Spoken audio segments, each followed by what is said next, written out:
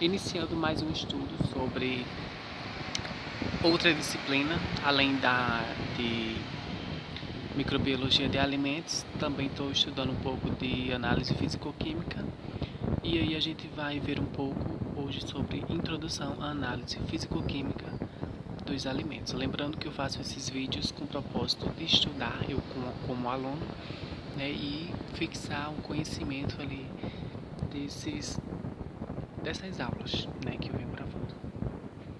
Iniciando, a gente vai ver uma definição do que é o alimento, né, segundo Gonçalves, de 2015, mas tem outros autores que definem de outras formas, tem outras definições a partir de outras instituições, né. Segundo Gonçalves, de 2015, ele diz que qualquer substância que fornece os elementos necessários ao organismo humano para sua formação, manutenção e desenvolvimento é considerado um alimento. Tá? Tem outras definições que dizem que é todo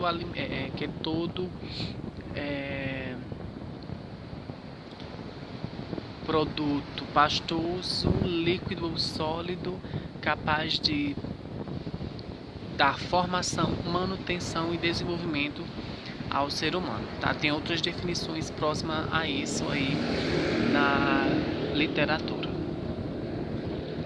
Bom, para se conhecer a composição química de um alimento, a gente realiza algumas determinações analíticas, né? Ou seja, para a gente caracterizar um alimento, uma maçã, por exemplo, para a gente saber uma quantidade de proteína, uma quantidade de cinza, a umidade, né, lipídios, fibras, vitaminas, é o que a gente chama ali de determinações analíticas, né? Ali aquelas partes ali aqueles componentes ali daquela matriz, né, daquele alimento, tá? Então, quando vocês escutarem esse nome assim, determinações analíticas, vocês já saibam que são determinações de partes daquele produto, de componentes, tá? Então, para a gente conhecer aquelas partes ali que eu já falei, né, a gente faz ali essas determinações analíticas através de métodos que a gente tem ali, né, no laboratório, que a gente vai ver bem mais para frente. Essas determinações analíticas, né, elas atuam em vários segmentos, desde a caracterização da matéria-prima, quando ela chega, por exemplo, ali em uma indústria, né, que vai processar aquela matéria-prima até transformar ela em um novo produto, né, até a caracterização do produto, né, ou seja, na finalização do produto, ali no final, né, para ver a qualidade dele, como é que ele está, e até para fazer estudos ali no processo de quê? Da estocagem daquele produto, tá?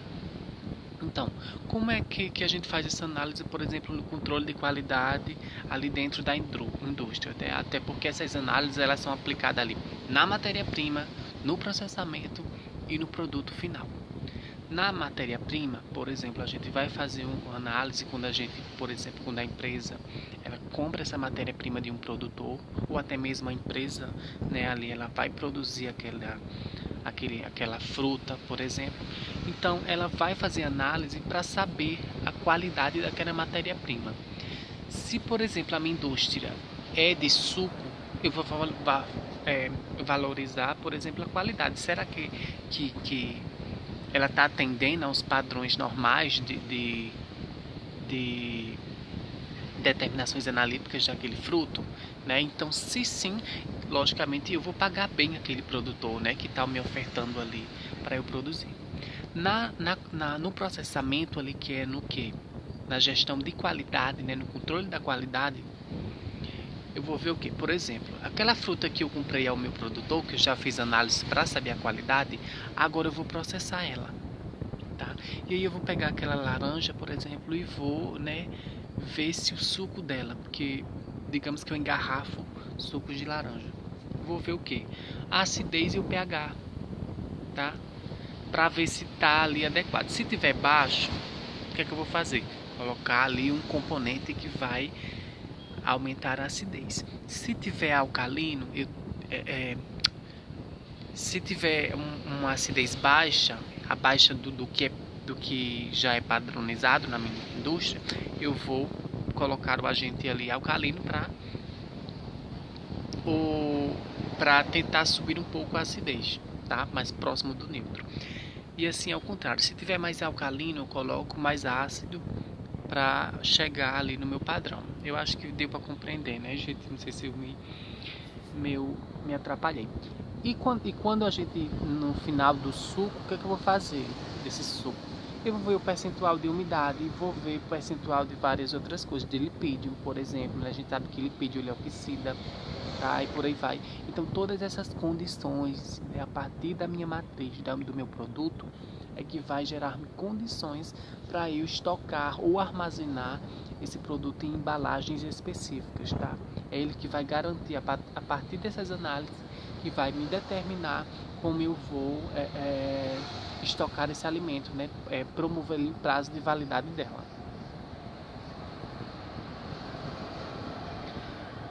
E outra coisa, quando a gente fala, por exemplo, que a gente viu determinações analíticas, né? Quando a gente fala de analito, a gente está se referindo ali àquela quantidade que foi analisada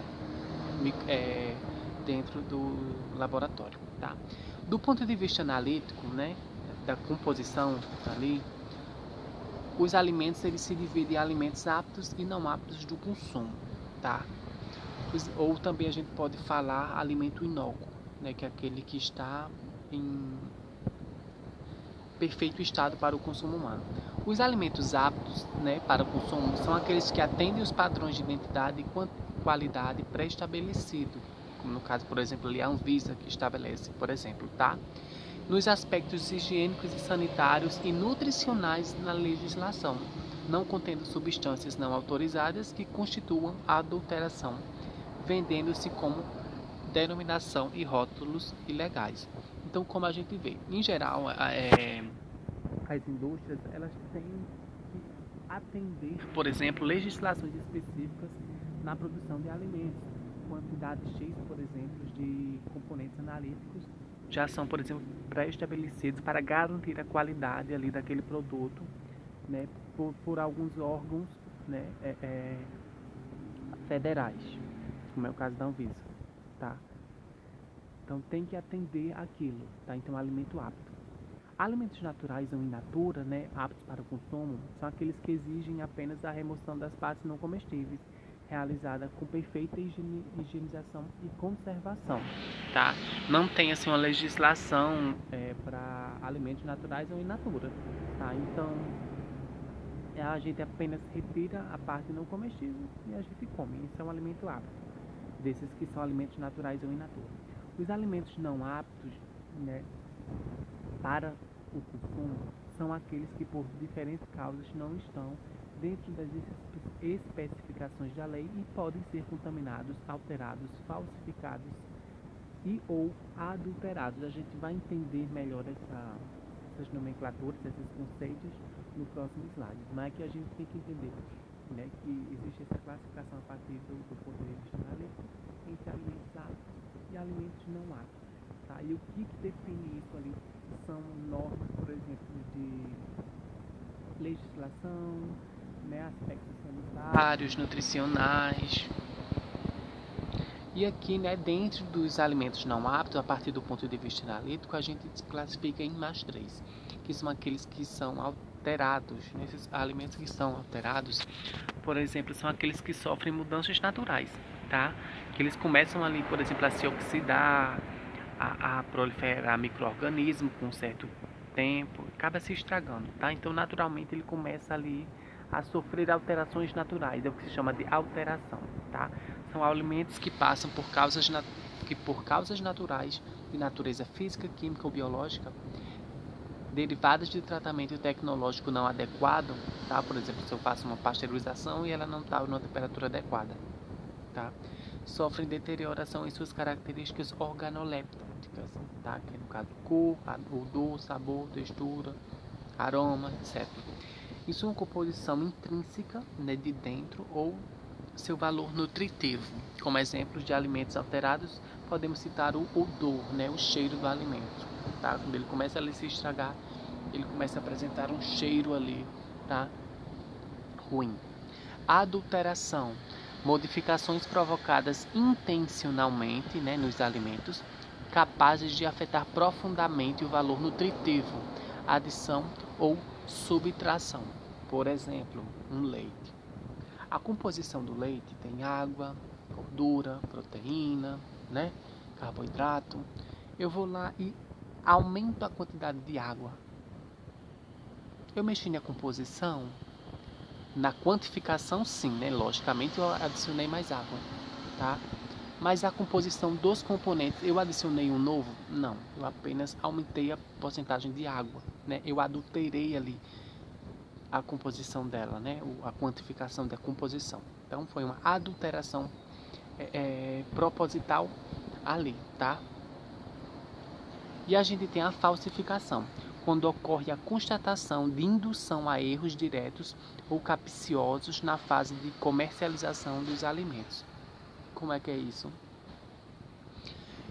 O azeite de oliva, tá? Eu estou produzindo o azeite de oliva e eu coloco para falsificar aquele azeite de oliva, eu produzo ele misturando com outro tipo de óleo, tá? E na rotulagem eu coloco o valor nutricional comum, como se tivesse só apenas o do azeite. E não está. Então é um alimento falsificado. Então, dentro dos não aptos, a gente tem essa classificação, né? Que são alimentos alterados, adulterados e alimentos falsificados. Mas qual a importância da análise de alimentos, né? Ela tem a função de proteger o produtor, né? Quem está ali produzindo, tá? Por quê? Porque vai ter que seguir aquelas normas ali, tá? Então quem segue essas normas vai ser, logicamente, quem atender, né? A Anvisa, por exemplo, ali não vai sofrer por multas, por exemplo, e enfim, uma série de outros fatores aí jurídicos, né? E também proteger o consumidor, né? Logicamente que isso também vai levar uma proteção na saúde do consumidor, né?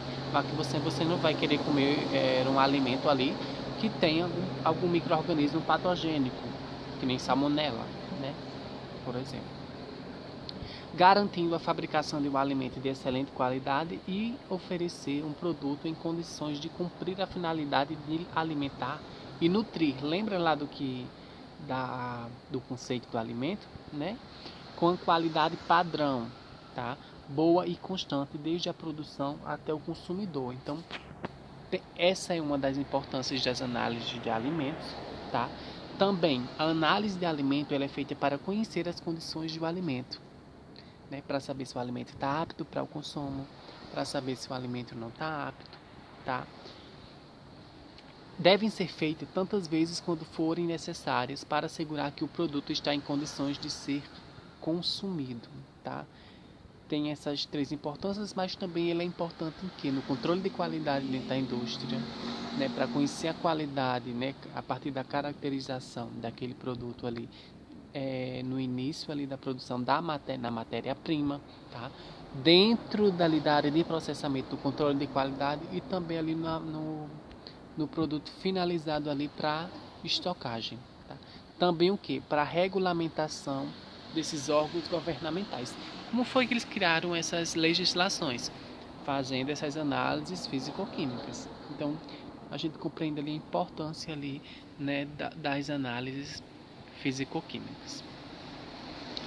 Logo, a gente pode se destacar três grandes áreas ali de maior aplicação da análise de alimentos, que é o que? As indústrias, né?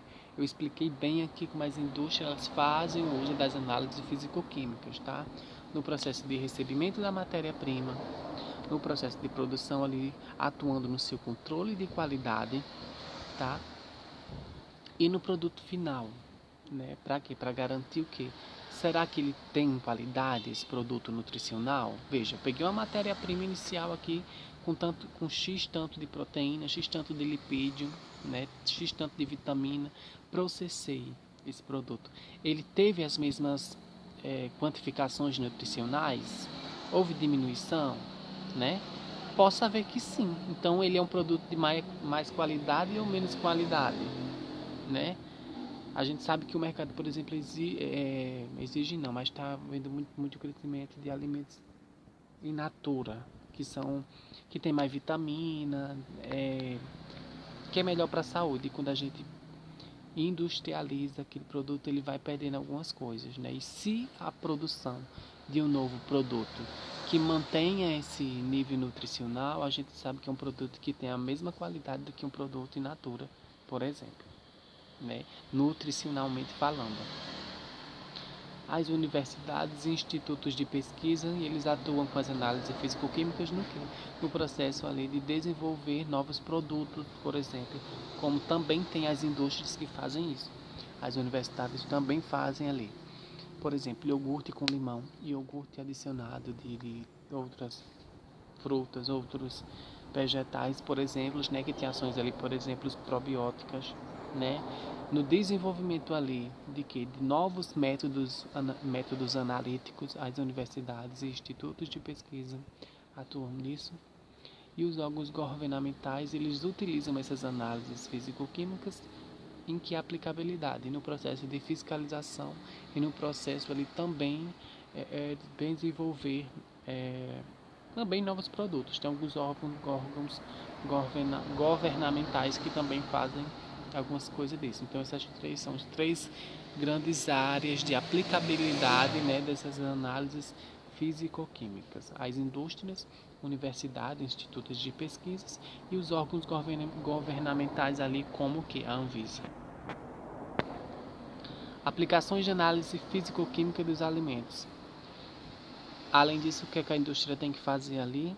Elaborar tabelas de valores nutricionais de alimentos, processados ou não, para os processados serão úteis para inserção em rótulos e embalagens. Como é que a indústria faz esses rótulos de alimentos? A partir de quê? Das análises físico-químicas, as determinações analíticas de que proteína, carboidratos, tá? Tudo aquilo ali é feito a partir das análises físico-químicas. Detecção de fraudes, por exemplo, água em leite, excesso de amido em salsichas, falsificação de mel, etc. Por exemplo, ali de amido em leite, a gente faz o teste do Lugol, por exemplo, na indústria, que é um teste extremamente rápido, né? Você pingou o Lugol ali no leite, ele tem um componente de iodo, e ali ele vai, né, reagir ali com a amilose e a amilopectina, especialmente ali com a amilose, que tem cadeia mais linear, e ele vai apresentar uma coloração azul. Tá? Então a gente já identifica um amido ali em questão de segundo no leite. Tá? É uma análise físico-química. Detectar a contaminação de substâncias tóxicas, como os metais pesados, aditivos que são proibidos pela legislação, tá? E toxinas também ali. Como é o caso do leite, por exemplo, de Staphylococcus aureus, tá? Que tem que eles produzem, meu Deus, esqueci agora,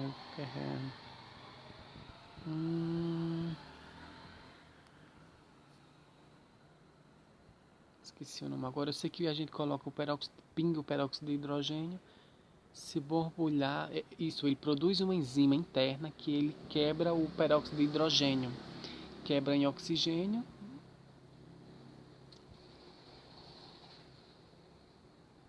e em água, isso, se eu não me engano, eu acho que é isso, essa análise.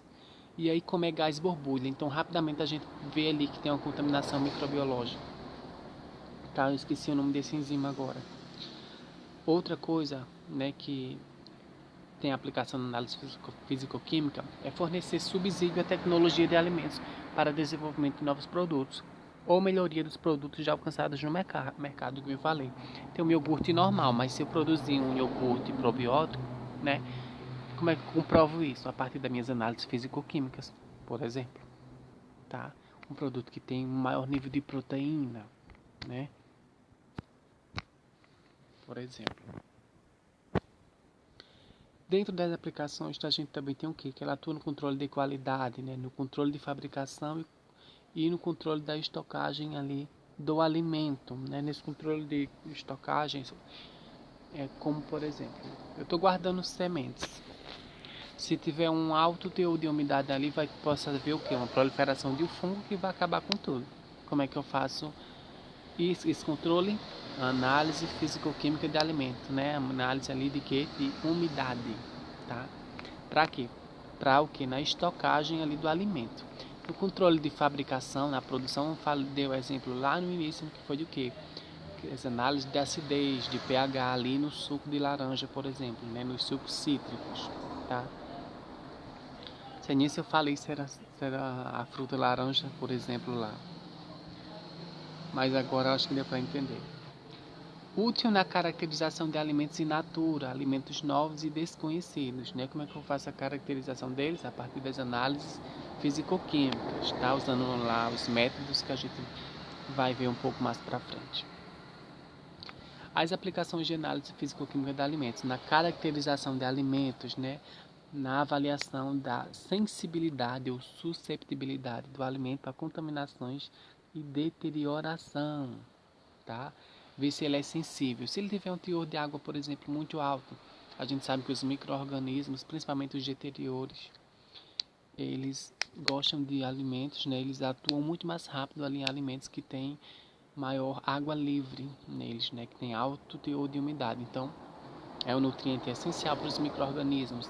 Alimentos mais secos têm ali menos sensibilidade ali à deterioração e contaminação, tá? Análise físico-química é que vai ver isso. pH e acidez. A gente vai utilizar lá um pHmetro, por exemplo, tá? Para saber.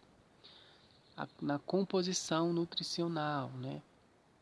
Para saber ali as quantidades daquilo ali, né? Por exemplo, a partir ali dessa composição nutricional, ou a caracterização ali daquele alimento, que os nutricionistas, por exemplo, vão e elaboram, né, dietas ali para pessoas específicas, né, que querem emagrecer ou apresentam alguma doença, por exemplo, alguma patologia, né, seja diabetes ou obesidade, né? Então, a partir ali daqueles componentes, tem menos açúcar, mais açúcar, tem mais proteína, e por aí vai. Água disponível, né, que é a atividade de água, a partir também das análises físico-químicas. Selecionar tratamentos mais adequados, né? Tratamento térmico e não térmico, tá? Como isso? A partir da minha análise de alimentos, né, análise físico-química, né, eu vou ver ali se por exemplo, aquele tratamento térmico foi bem feito ou não, tá? E se eu posso aplicar ou não aquele tratamento térmico. Por quê? Por exemplo, um alimento que tenha a proteína como base ali, né, eu não posso, por exemplo, aplicar temperatura muito alta, por causa da desnaturação proteica, tá? Por exemplo, tem alimento, possa existir algum alimento que não tenha proteína nenhuma, tá? Ou uma quantidade muito pequena de proteína, que não vai haver ali o processo de coagulação, alterando ali, né, as características organolépticas, por exemplo, tá? É só um exemplo, né? Embalagens, tá? Como eu falei inicialmente, a indústria ela vai fazer as análises físico-químicas e aí ela vai ver ali que tipo de embalagens mais adequadas para aquilo, e também a partir dessa composição, né, saber se algum componente presente ali daquele alimento possa migrar ali para a embalagem, tá? Ter algum processo corrosivo, né, por exemplo, em embalagens metálicas, por exemplo. E também avaliar as condições de armazenamento, como eu falei. Opa, cadê? Já expliquei isso aqui.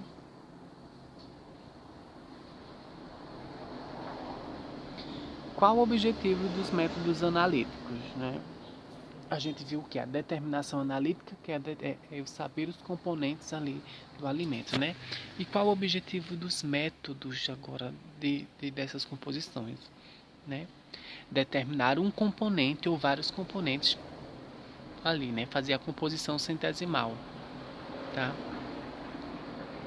Dentro da terminação, né, a gente tem que uma reação química ocorre quando o material passa por uma transformação em que sua constituição muda, né? Ou seja, seus átomos se arranjam para formar uma nova substância. Por exemplo, aqui, deixa eu ver. Sei lá. Eu tenho apenas o oxigênio e o hidrogênio, tá? Separados, são componentes químicos diferentes, tá? Mas eles não estão juntos. Mas se eu reorganizar, peraí que chegou um e-mail para mim. Se eu juntar esses dois a partir de uma temperatura aplicada, seja algum componente, sei lá, que eu faça, e esses átomos eles se reagrupam formando H2O, isso é uma reação química. Veja, eu tinha dois componentes separados e ali houve a união, através, por exemplo, ali de uma temperatura que eu adicionei. Tá? Então, houve essa mudança estrutural ali, essa reorganização dos átomos, é uma reação química. Tá? A transformação física é quando não se altera a natureza da matéria, ou seja, a sua composição. Tá? Por exemplo, eu misturei água e sal. Houve mudança ali nos átomos? Não. Tá? Houve ali um processo de ligação, tá? Entre água e o sal, dos dois componentes. Mas houve modificação estrutural? Não. Tá? Não. Reação química é uma coisa, transformação física é outra. Houve ali na água com sal uma transformação física. Não houve ali uma desorganização na sua estrutura para formar uma nova estrutura. Tá? Então a gente tem alguns instrumentos de medidas dessas análises, né? Elas que são gravimétricas, né? Que são, por exemplo, pelo peso, como é o caso do que? Umidade é pelo peso, tem alguns métodos de lipídio, que são também gravimétricos, que a gente quantifica a partir do peso. Tá? A gente tem outros métodos que são volumétricos, que utilizam,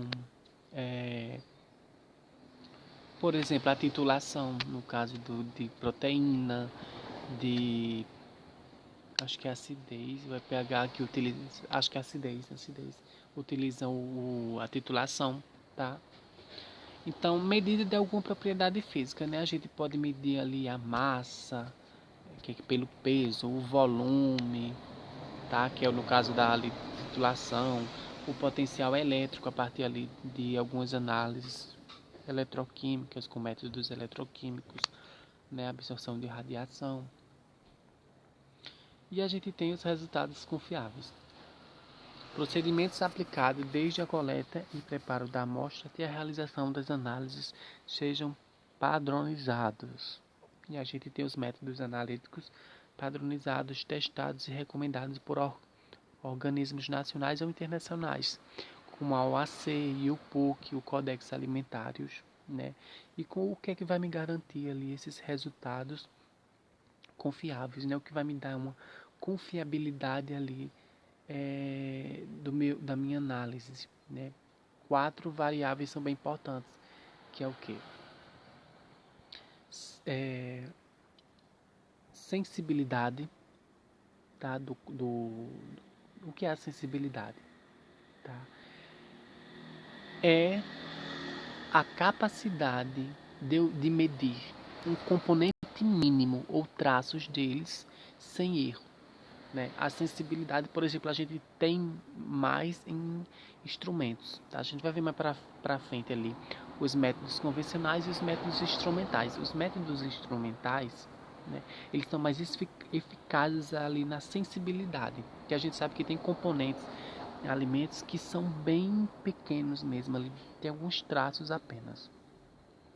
A gente tem a exatidão. O que é a exatidão? A exatidão é quando eu já conheço algo, tá? E aquele método ali, ele me dá números próximos àquele método que eu já espero daquele resultado. Por exemplo, uma maçã eu sei que tem, por exemplo, 70% de água, tá? E eu vou analisar umas maçãs, mas no geral eu sei que ela tem 70% daquela espécie ali de maçã, tá? E na minha análise ela deu 70%. Então houve exatidão, tá? Na minha análise que eu estou fazendo da maçã, ela teve exatidão com o que eu já conhecia ali, tá? Ela está baseado na realidade. A gente tem também a especificidade. O que é especificidade? São métodos específicos para determinados componentes, por exemplo, tá? Por exemplo, para queijos e produtos laticínios, o mais indicado nas análises de lipídio é o método de Goldfish, tá? Por quê? Porque se baseia ali na química do leite, tá? Como é que acontece ali a coisa, tá? Aí já não tem mais tanto especificidade para outros métodos, né? Porque o mais estudado, que foi eficaz ali, que foi mais específico para fazer aquela análise, é o de Goldfish, tá? Então isso aí que é especificidade do método. Goldfish, ele é mais específico para determinado nichos de alimentos, como é o caso de laticínios, tá? Então a gente tem o que? Especificidade, sensibilidade, exatidão e precisão. E o que é precisão? Eu estou fazendo a minha análise e a gente às vezes faz o que? Análise em duplicata, em triplicata, em quintuplicata, né? Da mesma amostra. E depois a gente tira a média. Quando os números dessas replicatas elas são iguais, aquele método ali teve precisão. Aquilo é uma precisão, por exemplo, tá? Foi preciso. Tá? Então isso é precisão. Então, para garantir, a gente tem essas 4 coisas, né? Que a gente deve prestar bastante atenção para garantir um resultado confiável. Não sei se estou esquecendo mais de nada. Bom, aqui a gente tem os métodos convencionais e instrumentais. Os métodos convencionais, gente, eles estão baseados ali em proveta, titulação, tá? Apenas com isso daí a gente consegue fazer análise, tá? Proveta, pipeta, bureta, Becker, Erlenmeyer,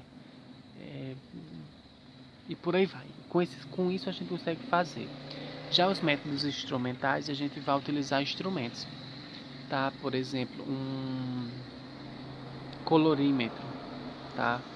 Que faz análise da cor. Um pHmetro, tá? E os métodos instrumentais, eles são mais precisos, tá? Do que os convencionais. Eu vou explicar as indicações ali para métodos instrumentais e métodos convencionais. Em geral, os métodos instrumentais eles são bem mais rápidos ali nas análises do que os métodos convencionais, tá? Mas são bem importantes ali com relação à exatidão dos resultados. Quando é que deve-se empregar os métodos convencionais? Quando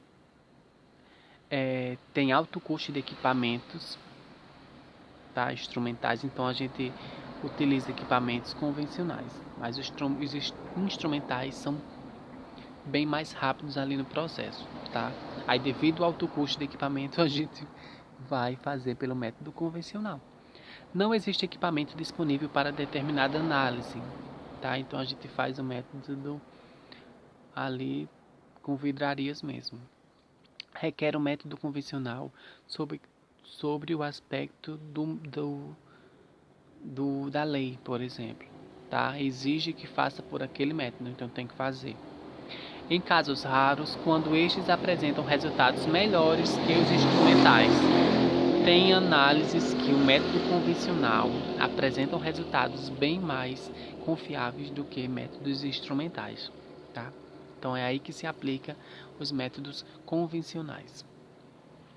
Quando é que se deve empregar métodos instrumentais?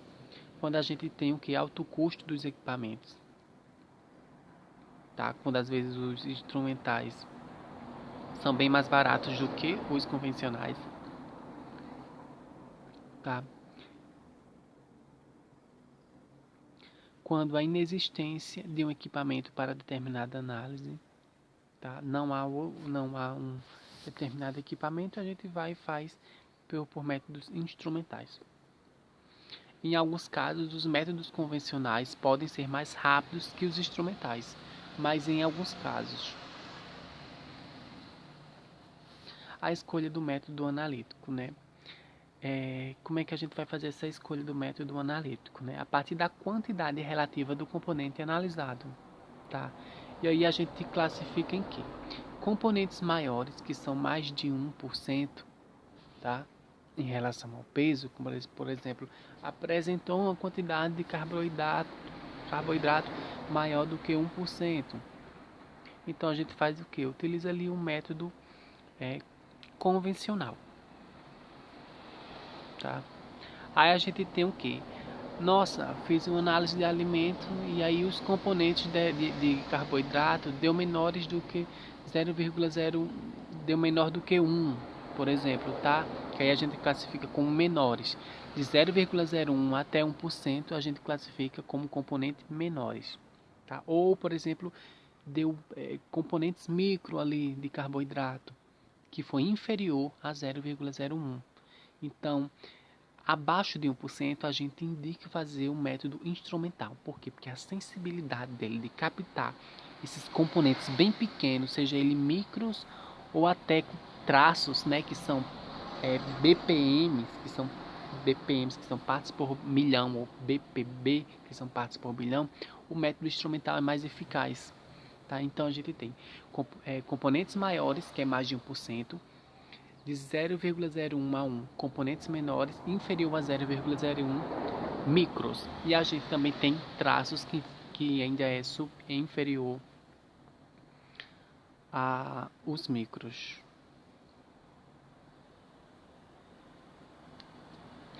A gente tem a exatidão requerida, né? Compostos presentes em mais de 10% da amostra, a gente faz o método convencional, tá? Componentes ali isso tudo é baseado no peso, tá, gente? Essa porcentagem. Lembrem que porcentagem é sempre para 100. E aí, quando é menor do que 10, a gente indica um método instrumental. Para quê? Para ter uma maior exatidão. Pode usar passando de 1%? Pode usar um método convencional, tá? Quer dizer, passou de 1 a 10 a gente pode usar um método convencional. Mas quando é inferior a 10, a gente indica fazer o que? Um método instrumental, porque ele é mais exato, tá? Ele é bem mais exato assim quanto em relação a componentes bem pequenos. Então quanto mais pequeno o componente, inferior a 10, instrumental. Passou de 10, pode fazer convencional, que você vai ter 99,9% de certeza de quantificação do método analítico ali, do componente analítico. A composição química da amostra, né? A presença ali de interferentes. Tá? Então, quando o alimento ele apresenta certos tipos de interferente, a gente tem que ver que método analítico que eu vou usar. Tá? Como é que está organizado ali aquela composição química daquele alimento. Tá? Então, vamos investigar isso aí, como é que a gente que método vai usar. Né? Esse método utiliza... tem que prestar atenção também no que o método utiliza para determinado tipo de alimento. Usou um ácido, mas eu vou colocar um ácido num componente que depois eu vou analisar a gordura, ele vai destruir o lipídio, né? Então tudo é muito pensado ali quando a gente vai fazer as análises de alimentos, principalmente análise físico-química. Os recursos disponíveis, né? Alto custo, equipamento, reagente, pessoal especializado, né? Isso tudo tem interferência ali no método analítico, tá, gente? O método que eu vou fazer na minha análise. Bom, acho que terminou por aqui. Então, espero que eu não tenha falado alguma coisa errada. Mas acho que eu aprendi bastante.